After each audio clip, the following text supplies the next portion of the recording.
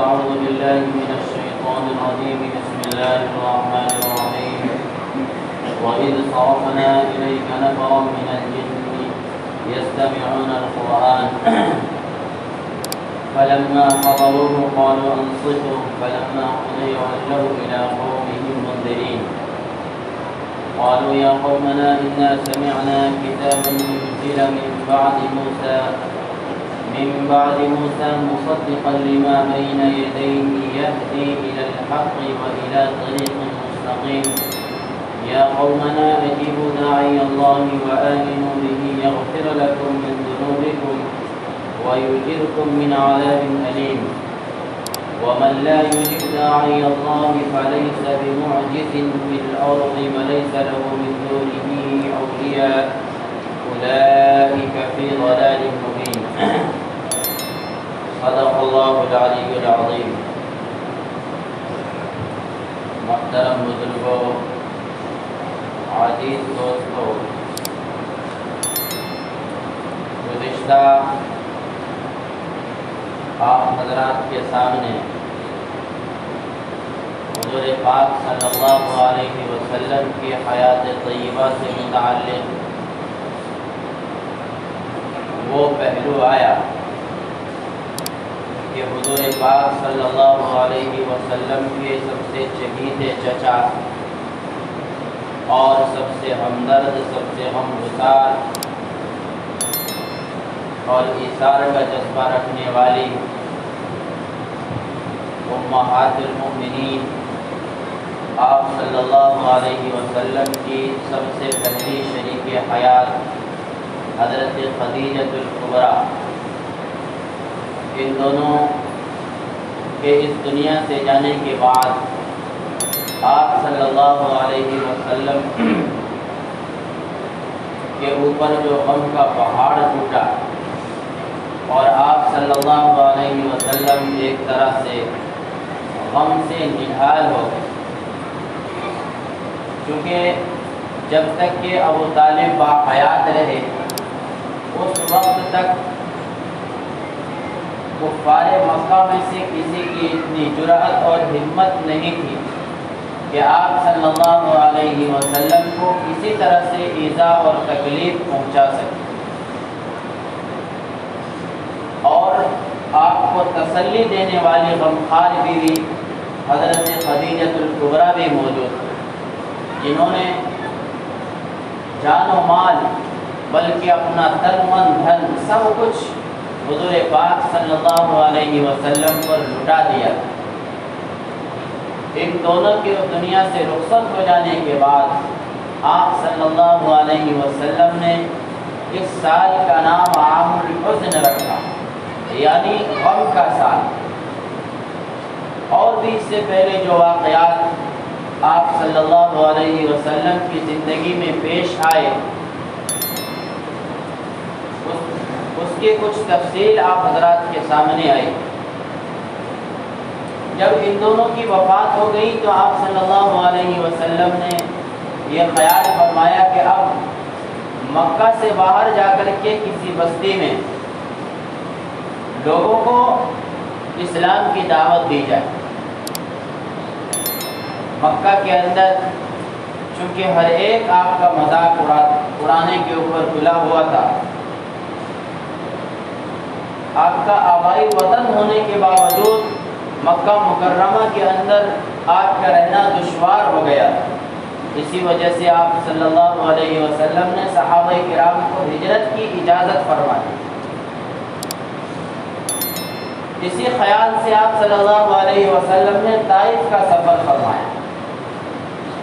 طائف مکہ سے قریب ایک بستی کہلاتی ہے، اور یہاں عرب کے چند سردار رہا کرتے تھے، ان میں سے مشہور 3 آدمی، اور یہ 3 عمرو بن عمیر الثقفی کی اولاد میں سے کہلاتے ہیں۔ ایک کا نام عبد یا لیل ہے، دوسرے کا نام مسعود اور تیسرے کا نام حبیب۔ یہ تینوں کے تینوں طائف کے سردار مانے جاتے ہیں۔ آپ صلی اللہ علیہ وسلم طائف پہنچے۔ طائف پہنچنے کے بعد 10 دن آپ نے وہاں پہ قیام فرمایا۔ روایتوں کے اندر آتا ہے کہ جتنے بھی چھوٹے بڑے سردار تھے، آپ صلی اللہ علیہ وسلم نے ہر ایک کے اوپر اسلام پیش کیا، اور بطور خاص یہ جو 3 سردار تھے، ان تینوں کے اوپر بھی آپ نے اسلام پیش کیا۔ تو ان تینوں نے نہایت ہی سخت کلامی اور ترشروئی کا مظاہرہ کیا۔ ایک نے تو یہ کہا کہ اگر اللہ نے آپ کو نبی بنا کر کے بھیجا ہے تو میں خانہ کعبہ کا پردہ چاک کر دوں۔ دوسرے نے یہ کہا کہ اللہ کو آپ کے علاوہ کوئی اور ملا ہی نہیں جس کو اللہ تبارک و تعالی نبی بناتا۔ اور تیسرے بھائی نے کہا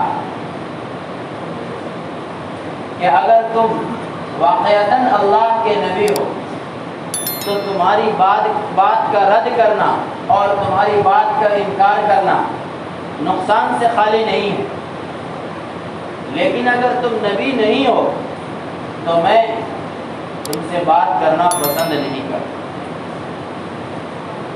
ظاہر سی بات ہے، اتنے سخت جواب اور اتنی ترشروئی کے بعد آدمی کی کیا کیفیت ہو سکتی ہے، ہر شخص اس کا اندازہ لگا سکتا ہے۔ آپ صلی اللہ علیہ وسلم نے ان تینوں سے کہا کہ جو کچھ تم نے مجھ سے کہا اس کو تم اپنے تک ہی محدود رکھنا۔ عرب کا دستور تھا کہ جب کوئی باہر سے آتا تھا تو اس کی عرب کے دستور کے مطابق مہمان نوازی کی جاتی۔ عرب کی میزبانی مشہور ہے۔ جب کوئی باہر سے مسافر آتا تھا تو ظاہر ہے کہ عرب کی میزبانی مشہور تھی، تو عرب اپنے دستور کے مطابق مسافر کو کھانا کھلاتے تھے، مسافر کو اچھا ٹھکانہ دیا کرتے تھے، مسافر کے ساتھ اچھا برتاؤ کیا کرتے تھے۔ دنیا کی سب سے قیمتی شخص، دنیا کی سب سے قیمتی شخصیت اور دنیا کی سب سے اعلیٰ شخصیت وہاں پہ موجود ہے، لیکن اس کے باوجود طائف کے سرداروں نے جس طریقے سے برتاؤ کیا اور جس طریقے سے وہ لوگ پیش آئے، ظاہر سی بات ہے کہ ایک باہمت، باحوصلہ اور بامصمم آدمی بھی یہاں آ کر کے اور ایسی باتوں کو سن کر کے نڈھال ہو جاتا ہے، غم سے چور ہو جاتا ہے۔ پھر آپ صلی اللہ علیہ وسلم نے ان سرداروں سے کہا کہ تم نے مجھ سے جو بھی بات کہی ہے یہ اپنے تک محدود رکھنا۔ لیکن ان لوگوں نے، طائف کے سرداروں نے اسی پر بس نہیں کیا، بلکہ جتنے بھی اوباش قسم کے اور بدماش قسم کے اور آوارہ قسم کے لڑکے طائف کے اندر تھے، ہر ایک کو ان سرداروں نے اور جن جن کے اوپر آپ صلی اللہ علیہ وسلم نے اسلام پیش کیا تھا، ہر ایک کو اکسا دیا اور ہر ایک سے یہ کہا کہ اس شخص کے اوپر پتھر برسا، اس شخص کو بستی سے جلد از جلد نکال دو، کہیں ایسا نہ ہو کہ یہ شخص تمہیں تمہارے آباء و اجداد کے دین سے پھیر دے، تمہارے آباء و اجداد کے دین سے ہٹا دے۔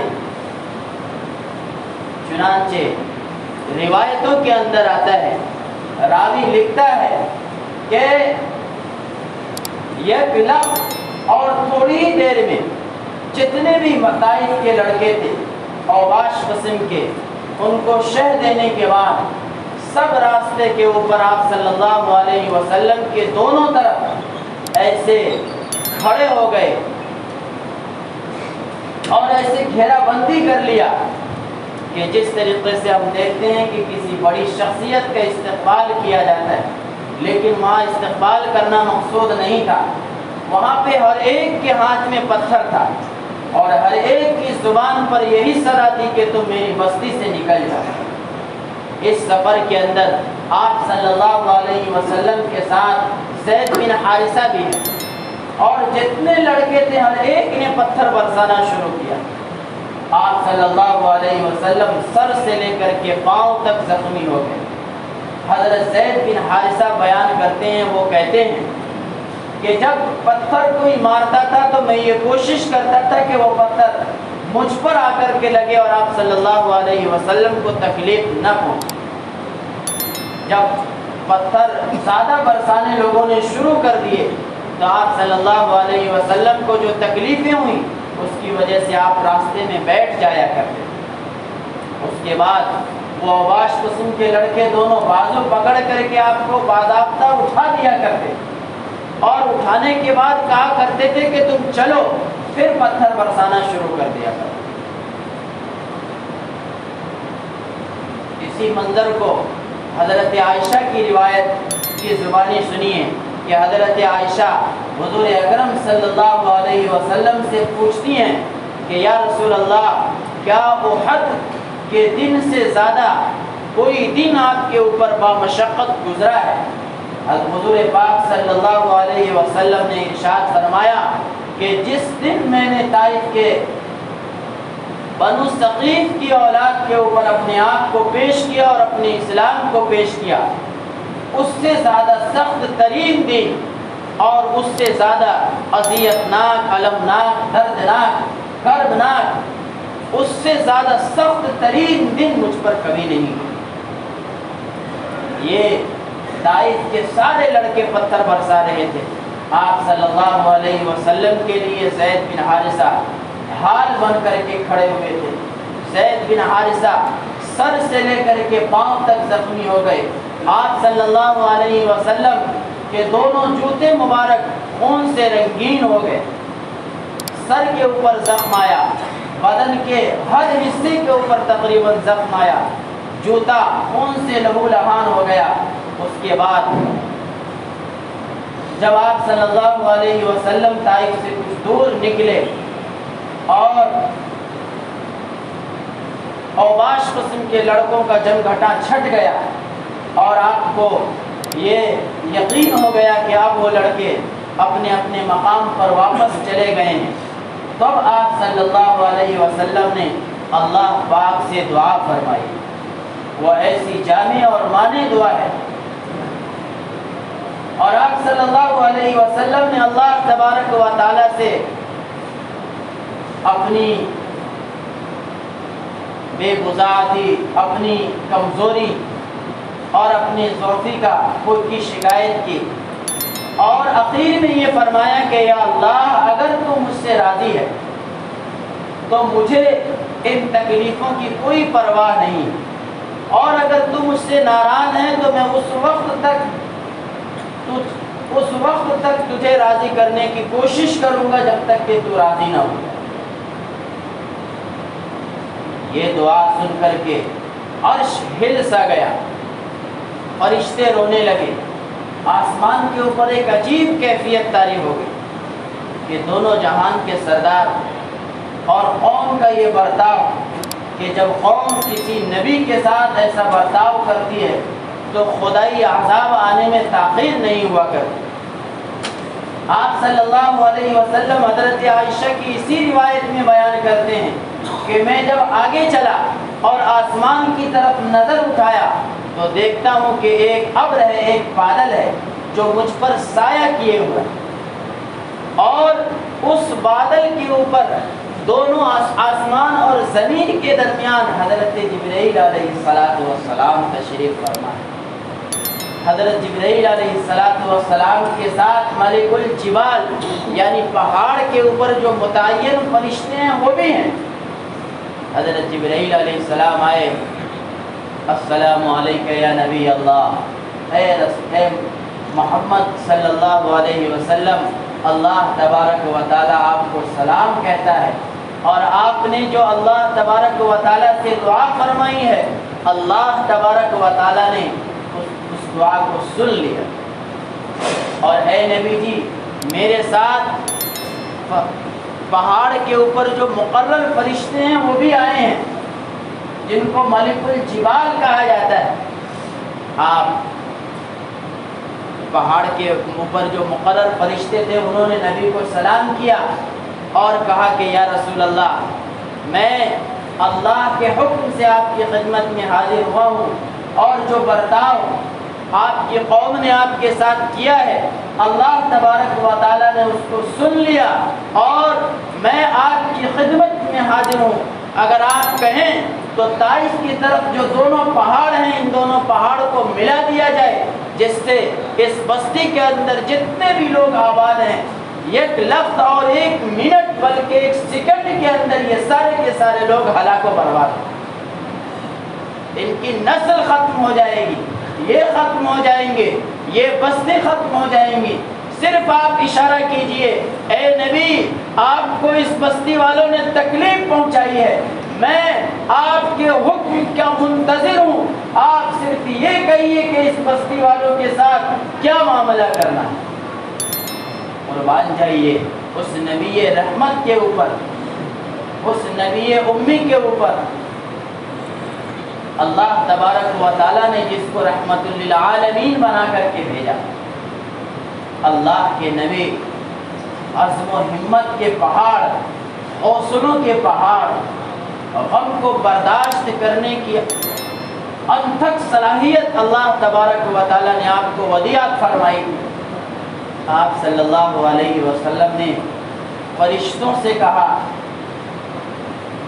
کہ مجھے ان سے نہیں تو ان کی نسل سے امید ہے کہ کوئی نہ کوئی ان کی نسل میں ایسا ضرور پیدا ہوگا جو ایک اللہ کی عبادت کرے۔ اللہ کے نبی صلی اللہ علیہ وسلم نے صرف اس امید پر ان کے لیے بد دعا تک نہیں فرمائی، اور آیا ہوا فرشتہ اس کو واپس کر دیا۔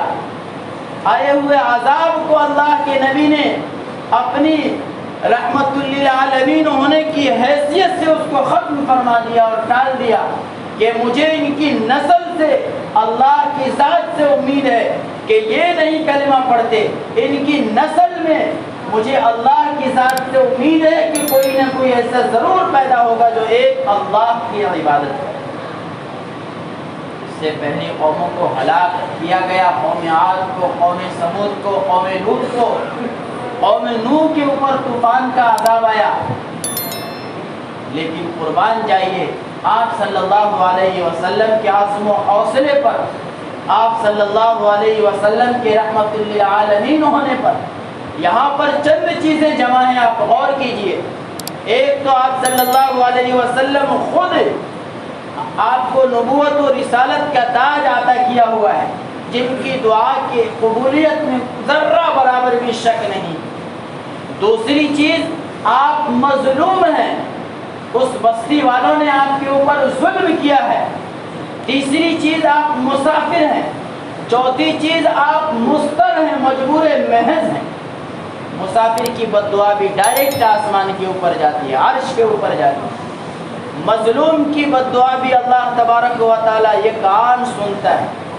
مضطر کی دعا جو مجبور محض ہو، اللہ تبارک و تعالیٰ ان کی بھی بد دعا قبول فرماتا ہے۔ یہ ساری کی ساری صفات اس وقت نبی اکرم تاجدار بطحہ احمد مجتبی محمد مصطفیٰ صلی اللہ علیہ وسلم کی ذات گرامی میں جمع۔ آپ کو صرف لب کو حرکت دینے کی ضرورت ہے، بستی کی ہلاکت کے لیے، ان سرداروں کی ہلاکت کے لیے جنہوں نے آپ کو تکلیف پہنچائی، آپ کا مذاق اڑایا، آپ کے اوپر پتھر برسائے، آپ کو کاہن کہا، آپ کو جادوگر کہا، اور پتہ نہیں آپ کو کیا کہا، لیکن آپ صلی اللہ علیہ وسلم نے بس دعا کے بجائے دعائیں دی۔ پھر آپ صلی اللہ علیہ وسلم وہاں سے آئے، ابنائے ربیعہ کے باغ میں ٹھہرے۔ وہاں پہ ایک نصرانی غلام کو ابنائے ربیعہ نے کہا کہ یہ ہمارے رشتہ دار ہیں محمد بن عبداللہ، ایک طبق کے اندر انگور اور کھجور رکھ کر کے دیا۔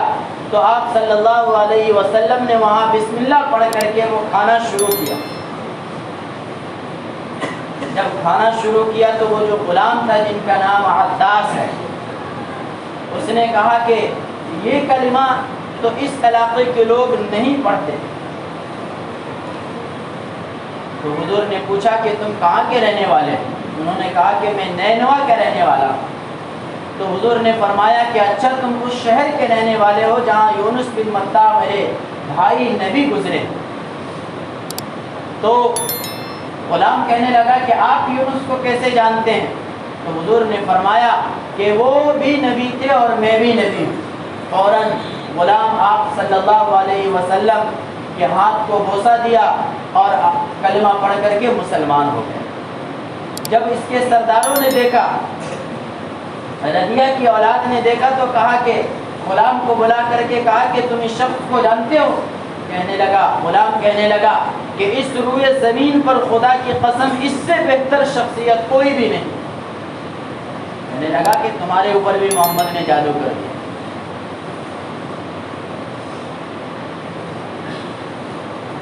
پھر عداس نے کہا کہ میں اس شخص کو جانتا ہوں اور میں نصرانی ہوں، موسیٰ علیہ السلام پر ایمان رکھتا ہوں، اور میں جانتا ہوں ہماری کتابوں کے اندر جو علامات ہیں وہ اس شخصیت کے اندر ظاہر ہے، اور یہ آخری نبی ہیں، یہ عرب اور عجم کے مالک ہوں گے، یہ جس دین کی تبلیغ کر رہے ہیں وہ دین پوری دنیا کے اندر غالب ہوگا.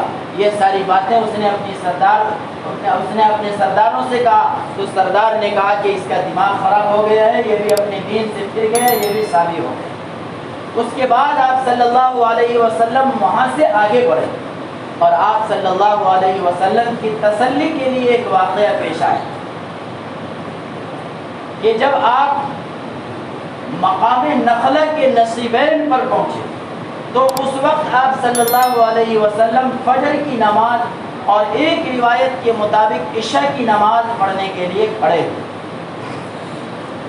ادھر جناتوں کے ساتھ یہ واقعہ پیش آیا کہ جب حضور کو نبوت کا تاج عطا ہوا تو جنات یہ کیا کرتے تھے کہ آسمان کے اوپر، آسمان کے قریب جایا کرتے اور فرشتوں کے درمیان جو امور تقسیم ہوا کرتے تھے ان میں سے چند باتیں سن لیا کرتے تھے، اور سن کر کے اس زمانے کے جو جادوگر تھے اور کاہن تھے اور ہاتھ دیکھ کر کے اور ستاروں کو دیکھ کر کے باتیں بتلانے والے تھے، چند ایک باتیں شیطان آ کر کے کاہن سے کہہ دیا کرتے تھے اور اس میں 10 جھوٹی باتیں ملا کر کے یہ لوگوں کے اندر پھیلا دیا کرتا تھا.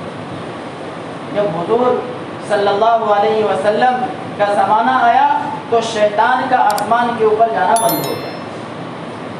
قرآن نے کہا کہ یہ شیطان آسمان کے اوپر جاتے ہیں تو ان کے لیے وہاں پہ شہاب ثاقب، آگ کے بڑے بڑے گولے ان کے اوپر پھینکے جاتے ہیں. جناتوں کے گروہ میں یہ ایک ہلچل سی مچ گئی کہ وہ کون سی دنیا کے اندر بات آئی ہے جس کی وجہ سے ہمارا آسمان کے اوپر جانا بند ہو گیا. جنات کے سرداروں نے کانفرنس طلب کی اور دنیا کے سارے جناتوں کو ابلیس نے بلایا. بعض روایتوں کے اندر ہے کہ یہ ان کی میٹنگ اور ان کی کانفرنس سمندر کے اوپر ہوئی اور وہاں پہ الگ الگ جماعت بنائی اس نے اور کہا کہ تم ہر جماعت کو دنیا کے ہر کونے میں بھیجا. ایک جماعت وادی نخلا میں بھی آئی. حضور فجر کی نماز پڑھا رہے تھے اور جیسے ہی انہوں نے قرآن سنا تو فوراً کہنے لگے کہ یہی وہ نئی بات ہے جس کی وجہ سے ہمارا آسمان کے اوپر جانا بند ہو. ایک روایت کے اندر آتا ہے کہ 7 یا 9 جنات اس وقت اس مجلس کے اندر حاضر ہوئے. پھر یہ اپنی قوم کے پاس جا کر کے گئے ہیں اور دعوت دی ہیں تو اس کے بعد 300 جناتوں نے اسلام قبول کیا. اس واقعے سے بتلانا مقصود یہ ہے کہ انسانوں کے پاس اللہ کے نبی صلی اللہ علیہ وسلم اللہ کے دین کو لے کر کے گئے جن کو جنات سے اللہ تبارک و تعالیٰ نے بدرجہ کہیں زیادہ عقل عطا فرمایا ہے، شعور عطا کیا. اس کے باوجود انسان اس دین کو قبول کرنے سے انکار کرتا ہے اور جنات اللہ کے نبی کے دین کو، اللہ کے لائے ہوئے دین کو قبول کرتا ہے. قرآن نے اس کا نقشہ کھینچا. اللہ کے نبی کو یہ علم نہیں ہے کہ جنات آ کر کے قرآن سن کر کے گئے. اللہ تبارک و تعالیٰ نے فرمایا وَإِذْ صَرَفْنَا إِلَيْكَ نَفَرًا مِّنَ الْجِنِّ يَسْتَمِعُونَ الْقُرْآنَ. اور قابل ذکر ہے وہ وقت جب ہم نے جنات کے ایک گروہ کو آپ کی طرف پھیر دیا. یستمعون القرآن، جب حضور کو نماز پڑھاتے ہوئے دیکھا تو وہ آ کر کے کھڑے ہو گئے اور غور سے قرآن سننے لگے. فلما حضروا، جب یہ 7 یا 9 جنات وہاں پہ آئے تو ایک دوسرے سے کہنے لگے کہ خاموش ہو جاؤ، انصتوا، خاموش ہو کر کے قرآن سنو. فلما قضی ولوا الی قومہم منذرین، جب یہ قرآن سن کر کے اپنی قوم کے پاس گئے تو اپنی قوم کو ڈرایا. منذرین، اپنی قوم کو ڈرایا اور کیا کہا؟ قالوا یا قومنا انا سمعنا،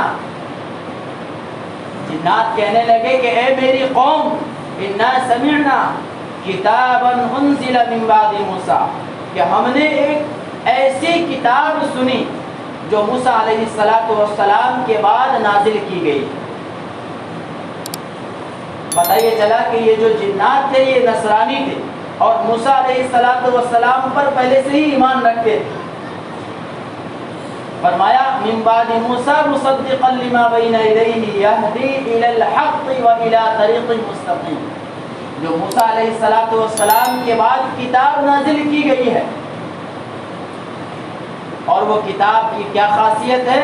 یہدی الی الحق، وہ جو کلام ہے وہ حق کی طرف رہنمائی کرتی ہے. وَإِلَىٰ طَرِيقٍ مُسْتَقِيمٍ، اور سیدھا راستہ بتلاتی ہے. یا قومنا اجیبوا داعی اللہ، اے میری قوم، اللہ تبارک و تعالی کی طرف بلانے والے کا جواب دو. اللہ تبارک و تعالی کی طرف دعوت دینے والے کے اوپر لبیک کہو. وآمنوا به، اور اس کے اوپر ایمان لاؤ. یغفر لکم من ذنوبکم، اللہ تبارک و تعالی تمہارے گناہوں کو معاف کر دے گا. وَيُجِرْكُم مِّنْ عَذَابٍ أَلِيمٍ، اور دردناک عذاب سے تمہیں نجات عطا فرمائے گا.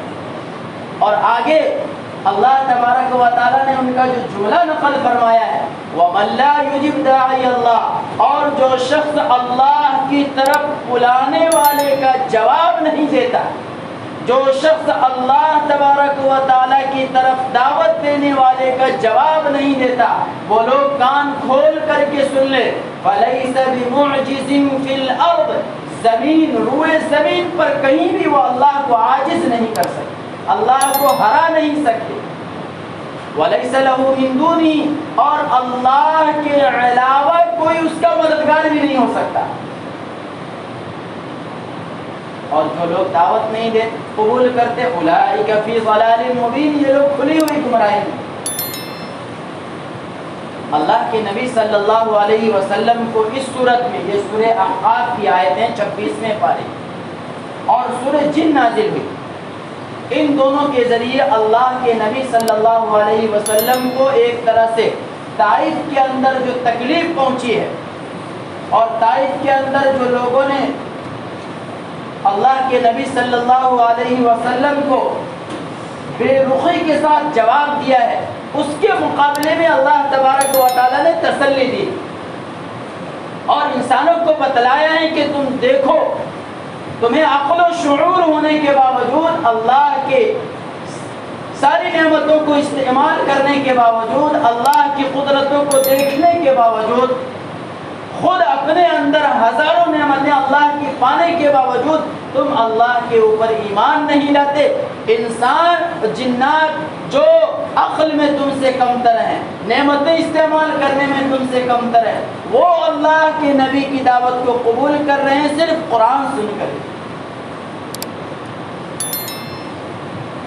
تم تو اس کے زیادہ مستحق ہو کہ قرآن سنو اور اللہ کی دعوت کی طرف لبیک کہو.